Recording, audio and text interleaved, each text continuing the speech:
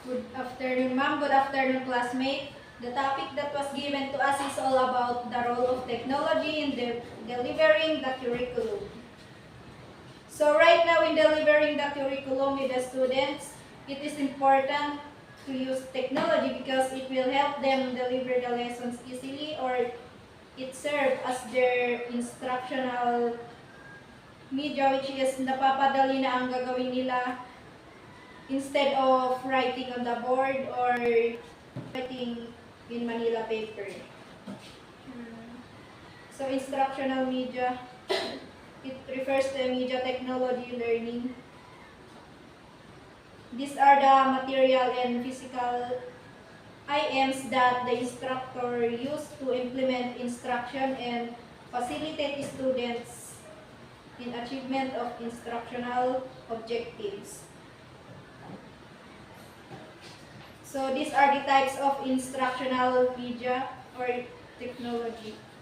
For the non-projected media, we have here the real objects. Ito yung mga, like for example, yung mga Manila paper, or and then next is yung models and field trips, kits, printed materials.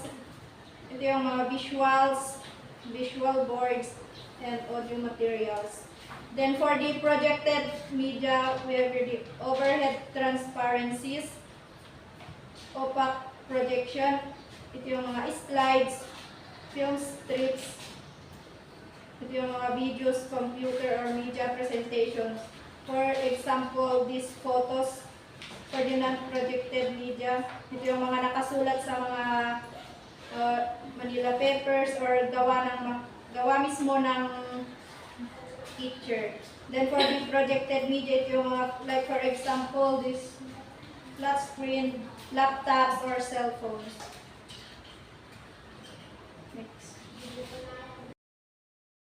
Next is the factors in technology selection. The first one is the practicality. When we say practicality, it should be the technology that we use is easy to use and accessible to learners. And the next is appropriateness in relation to the learners. So it should be suitable for the specific learning activities that are being planned. And next is activity or suitability. These are the technology we use for the suitability that we use to specific learning activities that are being planned. And the last one of objection matching is the technology that we use, it should be aligned to the learning objectives. And the next is the factors in technology selection. The first one is the practicality. When we say practicality, it should be the technology that we use is easy to use and accessible to learners.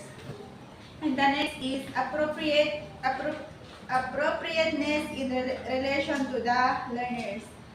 So it should be suitable for the specific learning activities that are being planned. And next is activity or suitability. These are the technology we use for the suitability that we use to specific learning activities that are being planned. And the last one of objection matching is the technology that we use, it should be aligned to the learning objectives.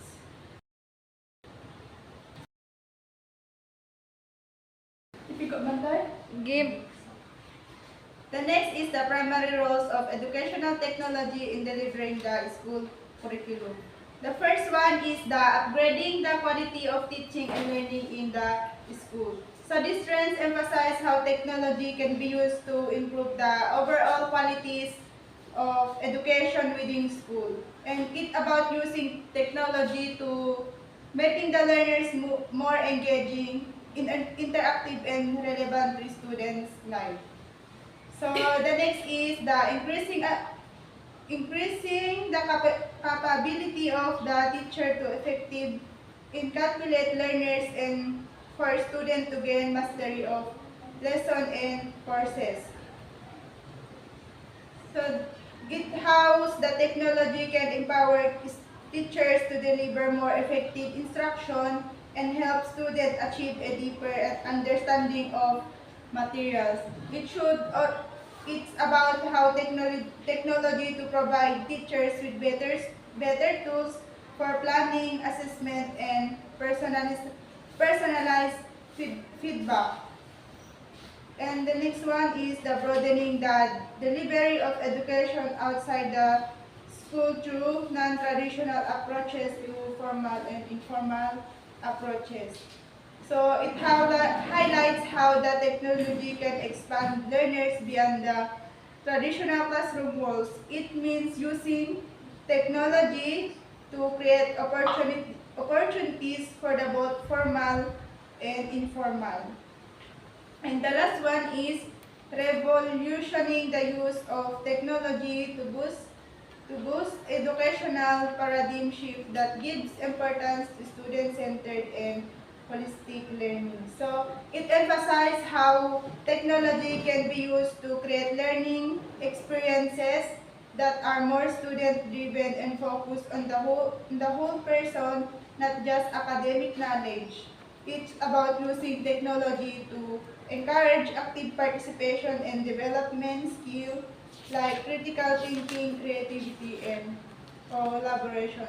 So these are the primary roles of educational technology in the delivering the school curriculum. Itutuloy.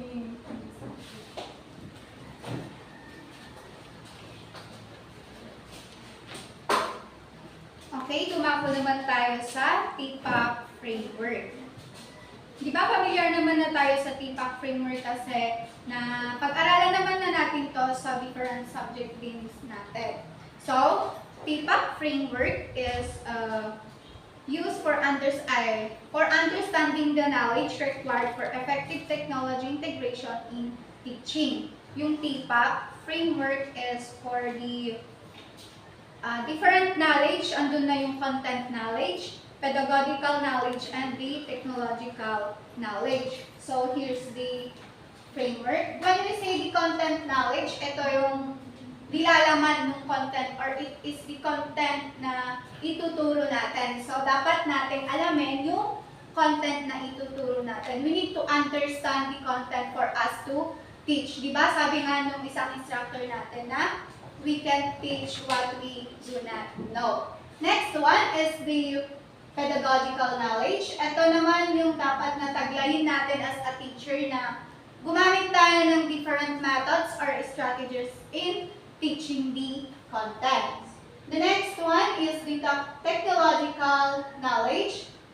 We must be knowledgeable in technologies or ito yung gagamitin naman natin sa pagtuturo, kumbaga diba, dun sa technological knowledge, pag gamit natin ang PowerPoint sa pagtuturo or dun sa mga classroom, Google Classroom or video presentation.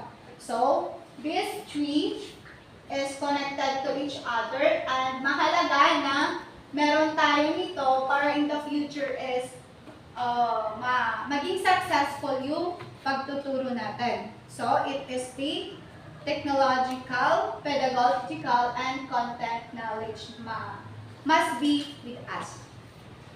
So, here are the criteria for the use of visual aids.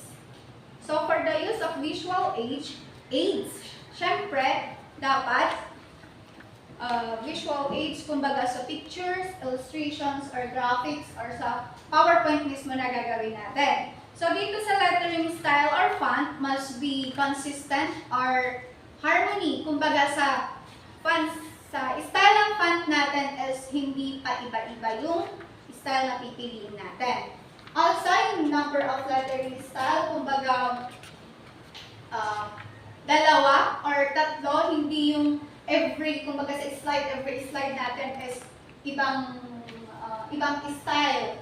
And then dun sa another style na naman is another style na naman. So dapat yung number of lettering style natin is at least 2 man lang na fonts na gagamitin.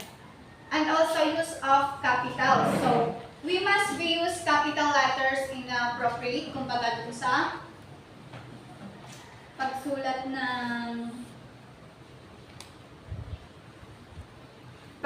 ng title or yung mga nararapat na i-capital like sa pangalan, yung places, yun ay mahalaga para mas maintindihan yung presentation. Okay. Next one is yung color, lettering colors. Lettering colors must be easy to see and read. So, ibagay naman natin yung color ng fonts natin dun sa presentation natin. Huwag masyadong dark, huwag masyadong light. The next one is the lettering size. Yung size naman natin or yung size ng font natin is dapat makita hanggang dun sa likod. So, this is criteria para mas maintindihan or mas mabasa ng mga learners natin yung gusto nating ipakita. The next one is the space between letters. Kumbaga, hindi masyadong dikit or hindi masyadong malayo para mas maganda yung presentation. The next one is spacing between lines.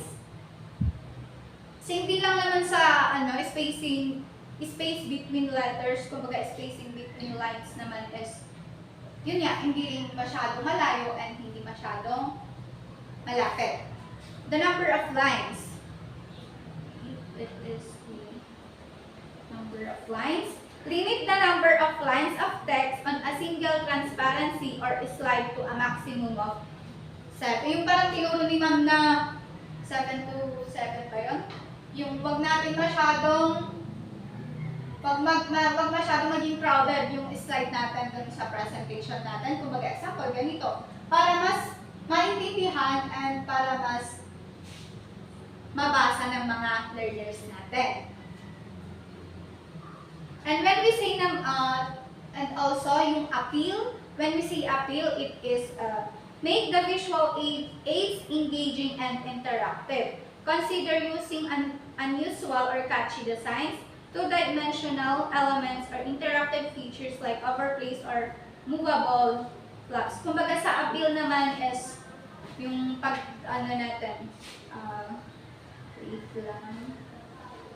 must be engaging or yung presentation natin, lagyan naman natin ng mga konting eme. Hindi naman yung sobra, pero lagyan natin ng mga designs para mas maging engage siya dun sa mga learners natin. The last one is use of directionals. When we say directionals, it utilize directional devices like arrows, bold letters, bullets, contrasting colors, and strategic placement of elements to guide the viewer's attention. Ito yung directionals, kumbaga diba sa yung title natin or yung mas gusto natin i-emphasize, maglagay tayo ng bullet or yung arrow, or ganito yung numbers, para maganda yung sequence nung naiintindihan ng mga learners natin yung sequence ng ating pinag-aaralan. So, that's all for the criteria sa visual aids natin. So, lagi nating tandaan na ang mga ito ay importante para mas maging mabuti or mas maintindihan ng learners natin ang mga pinag-aaralan natin. So, this is our report and thank you for listening. Pwede kang magsalita. Pero,